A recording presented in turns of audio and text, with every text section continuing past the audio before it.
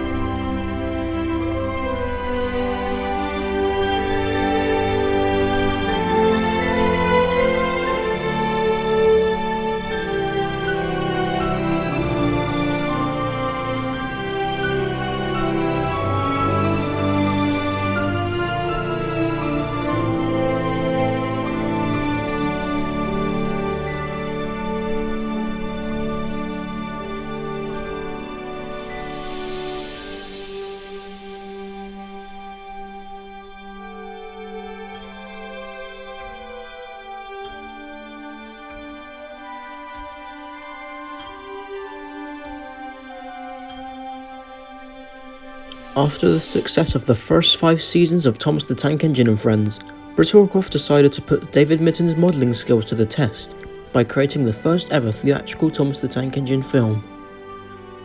After being given the go-ahead from executives, Brittlecroft started filming. The movie was filmed in locations such as the Isle of Man and most notably the Strasburg Railroad in Pennsylvania, in which their 475 steam locomotive played the role of the Rainbow Sun.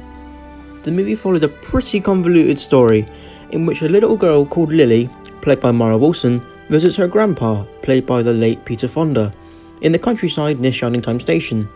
Her grandpa is still grieving over the death of his wife Tasha, who he never got to show his steam engine lady run. Meanwhile on Sodor, while Stoppenhat is on holiday, an evil diesel returns to Sodor in hope of finding out the whereabouts of the lost engine. Taking Topham's place as the controller is Mr. Conductor, played by the current narrator of the series, at the time in the United States, Alec Baldwin. With the help of everyone around him, Thomas tries to discover the mysteries of the Magic Railroad and to stop Diesel 10 from destroying Lady, who bonds Thomas and Mr. Conductor's worlds together. Now what I just said was an extremely simplified explanation of what actually happens in the film. Yes, it's extremely complicated is what I'm trying to say. The movie was notorious for a few things, one of them being the sheer amount of Americanization that went into the movie, and the second thing was the ridiculously troubled production, but we'll get on to that later. Now if you know Wilbur Audrey, you will know how passionate he was about the realism in his stories. I mean, he got pissed at Brittlecroft because she made Henry stop to look at trees in Henry's forest. I mean, come on. Now that we know how passionate Wilbur Audrey was about realism, can you imagine how disgusted he would be with the concept of this movie? He would be utterly outraged. But due to his passing in 1997, the rights went to David and Brittlecroft, and they had their own free will with what to do with Thomas. And it definitely shows in season 5. It's rolling along our line. Ah! Help! I can't! Help! Plunged over the side into the swamps below. He was never found again. Bye-bye, Stepney.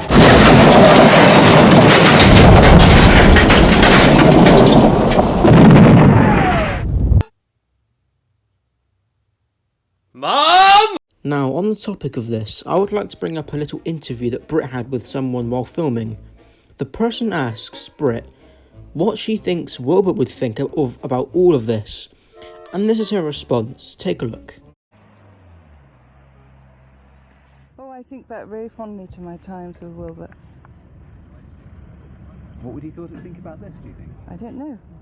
Maybe he knows. Who knows?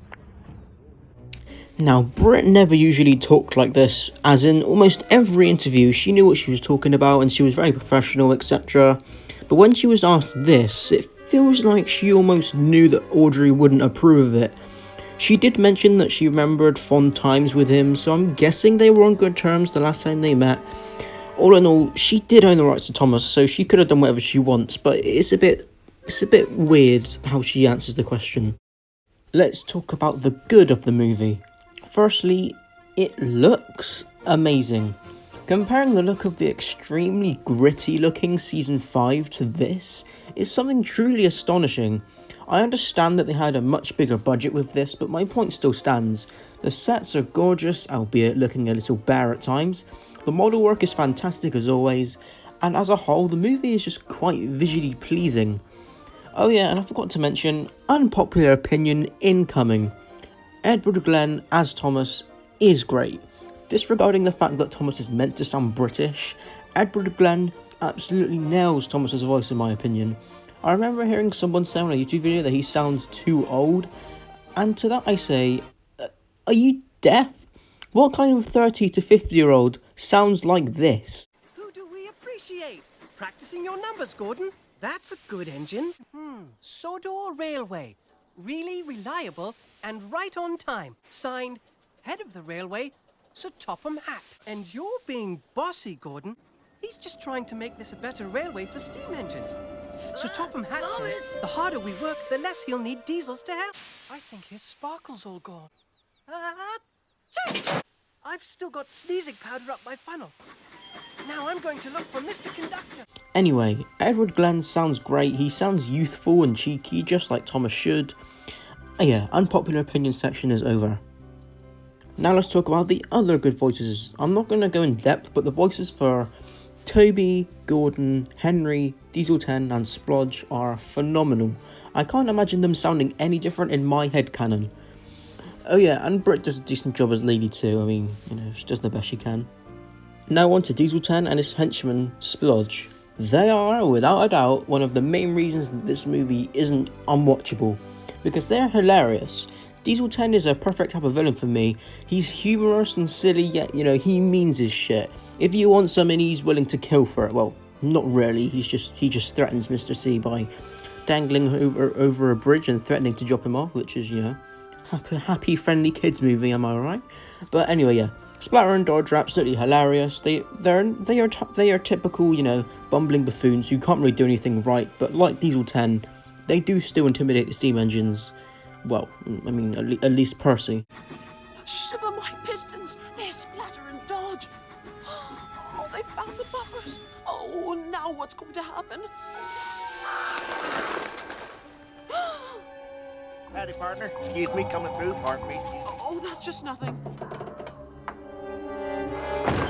Nothing was something. Yeah, these must be the buffers Diesel's looking for. Are we supposed to go through them? Oh, not we, you. Oh, not me, you. Now we get on to the, without a doubt, best part of the movie. I'm sure you all know it. It's what the movie is notorious for. The soundtrack. The soundtrack for this movie was 1 billion times better than it had any right to be. Nowhere would you find a kids movie which has better music than this. And I'm not even talking about just the songs. The variety of music in the soundtrack is great. You've got whimsical tracks that fully capture the beauty of Sodor, like the main title theme. You've got the heartbreaking music that shows grief Burnett is going through and how lost he feels. And then you've got the intense, heart-pounding tracks like the chase music that keep you on the edge of your seat. And the songs, oh my god, they're really something. The Ridley's Fledgling cover by Stephen Page is absolutely iconic and has a great orchestral instrumental. Both of the Shining Time covers are absolutely amazing in their own way, and Some Things Never Leave You, while only being faintly heard in the background of a scene, is an extremely passionate song about young love, and to this day it still staggers me that a song about someone falling in love and then leaving the world behind is in a Thomas the Tank Engine movie. It really just shows how much effort went into the soundtrack. It's fantastic. Now we've gotten through the good stuff, let's cover the bad stuff, aka the rest of the fucking movie. As much as I've praised this movie for having a great soundtrack, etc., I can't help but remember how, well, there's no better way to put it, how shitty the movie is. It's confusing story, way too many plot lines, trash acting, slow pace, and the movie itself is just way too complicated for a kids movie. Remember people, as much as you and I appreciate the movie for what it is and its production history and how sympathetic we are for the director, it was still intended to be a kids movie from the start. And as a kid, I didn't know what was going on, but I still enjoyed it because it was something to do with Thomas. And at some point in the movie, albeit quite rarely, I would see Thomas, and that's what kept me interested. I couldn't have cared less about Mr. C, Junior, Lily, etc. I just wanted to see this little blue bastard, and so did all of the kids that watched it when they were kids. Kids don't want to see a guy grieving over his dead wife. We want to watch the choo-choo-choos doing the choo-choo train stuff, don't we all? Literally, that's what we're here for. As kids, at least. Thomas was never intended to be this big dramatic show with serious undertones. Now, I'm not saying that that concept wouldn't work, as it has in the past. Fan content from people such as Victor Tanzing, and people in general putting their own spin on things from Thomas sometimes works, but it's just at this time, it really didn't, due to the fact that it's a proper official thing from the Thomas brand. Right, I don't want to keep this video going on for too long, but I want to talk about the acting, particularly Mara Wilson. Now, don't tell me that Mara Wilson can't act, because she can. In films such as Matilda and Mrs. Doubtfire, she was great. Well, as great as a child actor can be. But anyway, she's awful in this. She sounds criminally uninterested, and for some reason, she has an obsession of just aimlessly staring at things and not saying anything.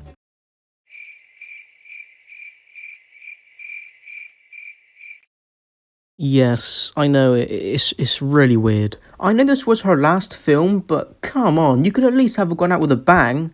The rest of the actors range from meh to decent. You can tell Alec Baldwin's having fun and that's all good, and Junior's just an obnoxious sweetheart, isn't he? If you want to see other issues with this film, then I do recommend watching other people's reviews on this, like Jeffrey Kitch, etc. They do a much better job at reviewing it than I do, as I'm not too good at criticising things. Now, have you noticed I haven't mentioned the director's cut? Well, that's because I wanted to dedicate an entire section to it. So, here it is. In the mid-1990s, Thomas was on top of the world. Everywhere you would look, Thomas would be here, there, and everywhere. From TV, the toy stores, video games, and even Heinz Beans. What else would you do with a successful franchise than make a theatrical film out of it to bank? Brett Allcroft signed a deal with Paramount Pictures. Yes, that Paramount Pictures. Meow? For a deal in which a Thomas film was to be made and would begin production that year. Titles were considered, with one being Thomas and the Rainbow Railway, until they finally settled with Thomas and the Magic Railroad. However, Paramount shelved the plans for the film after Barry Lyndon left the company. Brett visited the Isle of Man in 1999 and found that it had Sudbury-like beauty that would be perfect for her film. In 1999, Barry Lyndon came back and became chairman of the newly founded Destination Films, owned by Sony Pictures, and renewed his interest in the project, leading to Destination Films becoming the main financial backer and studio for the film. Filming was wrapped up in October 1999, and the first trailer was released that year. The final film was released in the UK on July 14th, 2000, and on VHS and DVD on October 19th. The film did very poorly in the box office, only making around $600k of its $19 million budget. Why? Well, Britt Allcroft actually answered this herself in a Soda Islands interview in 2007, where she talks about an alternate cut to the film in which it was drastically different to the final, due to a bad test screening in Los Angeles Mall. She revealed a lot of things that actually made a lot of sense, one of them being P.T. Boomer, who was going to be the main villain, being removed in favour for Diesel 10.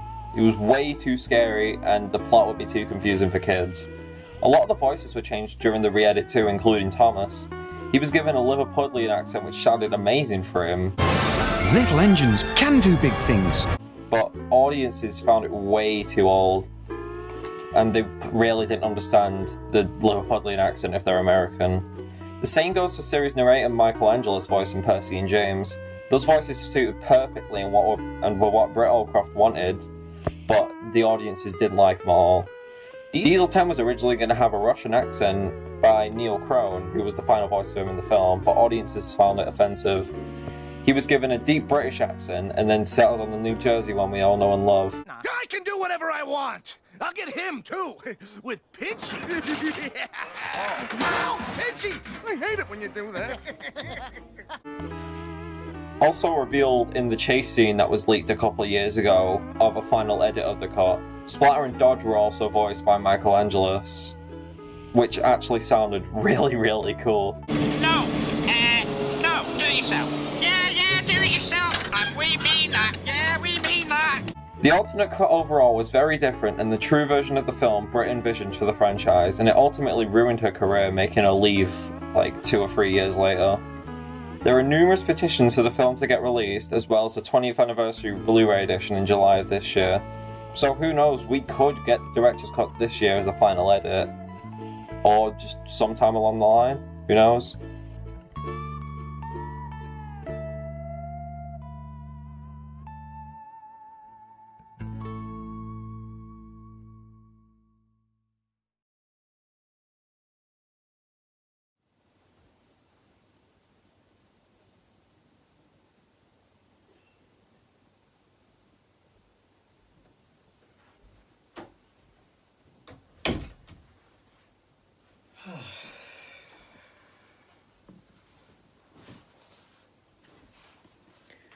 So, in conclusion, do I recommend you watch or buy a copy of Thomas and the Magic Railroad? It depends on who you are and how you feel towards Thomas as a whole brand. Me personally, this is one of the most nostalgic isn't the word, it's more of a personal film for me, as it's a film that me and my grandmother, who she passed away a few years ago, we used to watch this film all the time. She liked it and I absolutely loved it. Even as an older person, I still enjoy this film as much as I've shat on it for the past 5 minutes. I can't help but love this film. I know factually it's a bad film, but I just can't help but watch it and I enjoy watching it as a whole. If you're a person who is not a Thomas fan and who just collects DVDs in general, no, I don't recommend you pick up Magic Railroad. But if you're a Thomas fan in general, I do recommend you buy it. Even if you don't like it, it's probably one of the most crucial parts of Thomas's history, and it's one of the main reasons why Thomas is the way it is now. As you know, after this, Ghislaine bought it, and then Entertainment bought it, and then from then onwards, everything just went to shit, and I don't even want to talk about where we're at right now. But anyway, do I recommend Thomas and the Magic Railroad? As a whole, yes, I do. I honestly think that this is something that you, as a Thomas fan, should have. Whether or not you love it, whether or not you hate it, just get it. I'd like to say a big thank you to Piece of Jakey for narrating the director's cut part of this video. And yeah, we're at the end. Thank you for watching this video, everyone. I appreciate all of your support, and here's to the next 10 episodes.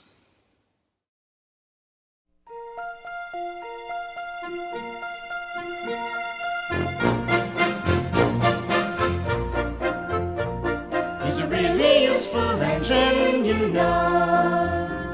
All the other engines, they'll tell you so.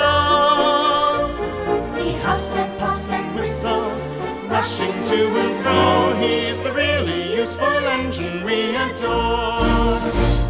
He's a really useful engine, you know. 'Cause the Fat Controller, he told him so. Now he's got a punchline to call his very